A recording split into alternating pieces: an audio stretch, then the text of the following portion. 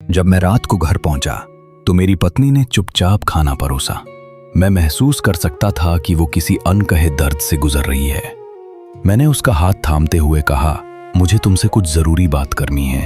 वो चुप रही, लेकिन उसकी आंखों में गहराई से झांकने पर मुझे बेचैनी साफ नजर आई। मैंने धीमे स्वर में कहा, मुझे तलाक चाहिए।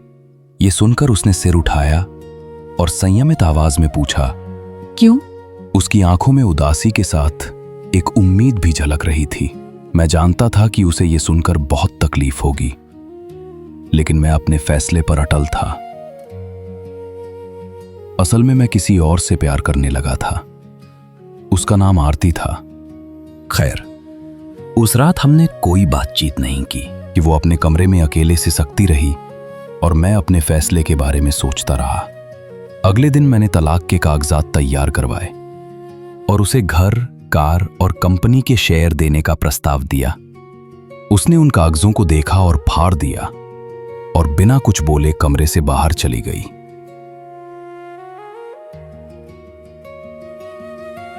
कुछ दिनों बाद उसने तलाक की एक शर्त रखी। उसने कहा कि उसे सिर्फ 1 महीने का समय चाहिए। इस दौरान हमारे बेटे के एग्जाम्स खत्म होने तक हम एक सामान्य दंपत्ति की तरह रहेंगे। इसके अलावा उसने मुझसे एक अजीब सी गुजारिश की। हर दिन मैं उसे ठीक उसी तरह उठाकर दरवाजे तक ले जाऊं जैसे हमारी शादी के दिन किया था। ये शर्त अजीब जरूर थी, लेकिन मैंने इसे मान लिया। पहले दिन जब मैंने उसे उठाया तो ये बहुत असहज लगा। हमारा बेटा हंसते हुए ताली बजा रहा था। अगले दिन ये थोड़ा आसान लगने लगा। धीरे धीरे मैंने महसूस किया कि वो मुझसे पहले जैसी घनिष्ठता से लिपटने लगी थी। एक दिन मैंने देखा कि वो अपने पुराने कपड़े निकाल रही थी, लेकिन वो सब उसे ढीले पड़ चुके थे। तभी मुझे एहसास हुआ कि वो काफी दुबली हो गई थी। ये देखकर मेरा दिल बैठ गया। उसने कभी भी अपनी तकलीफ मुझसे साझा नहीं की थी। आखिरी दिन जब मैंने उसे अपनी बाहों में उठाया तो उसका हल्का होता शरीर मुझे विचलित कर रहा था। उसने मेरी गर्दन में अपने हाथ डाल दिए और धीमे से कहा, याद है हमारी शादी के दिन तुमने वादा किया था कि हमेशा मेरा साथ दोगे?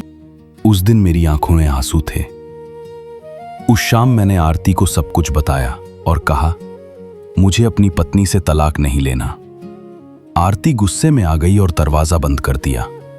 उसके बाद मैं वहां से सीधे बाजार से एक गुलदस्ता खरीद लाया जिस पर लिखा था, मैं तुम्हें जीवन के आखिरी दिन तक ऐसे ही उठाऊंगा। जब मैं घर पहुंचा तो मेरी दुनिया बिखर गई। मेरी पत्नी हमेशा के लिए मुझे छोड़ चुकी थी। वो महीनों से कैंसर से जूझ रही थी, लेकिन उसने कभी इसकी शिकायत नहीं की। उसने अपने आखिरी समय में भी हमारे रिश्ते को बचाने की कोशिश की। उसने मुझे सिखाया कि रिश्तों की असली खूबसूरती छोटी छोटी बातों में छुपी होती है। बड़े घर, संपत्ति और बैंक बैलेंस खुशियां नहीं देते। सच्ची खुशी अपनों के साथ बिताए गए पलों में होती है। अपने प्रियजनों के साथ समय बिताए, उनकी छोटी छोटी खुशियों का ध्यान रखें और हर दिन को खास बनाएं, क्योंकि प्यार, विश्वास और साथ ही जीवन को सुंदर बनाते हैं। दोस्तों, आपको ये वीडियो कैसी लगी हमें कमेंट में जरूर बताइएगा, और आप किस जगह से ये वीडियो देख रहे हैं ये भी हमें कमेंट में जरूर बताइएगा, और इस वीडियो को ज्यादा से ज्यादा लाइक शेयर जरूर कीजिएगा।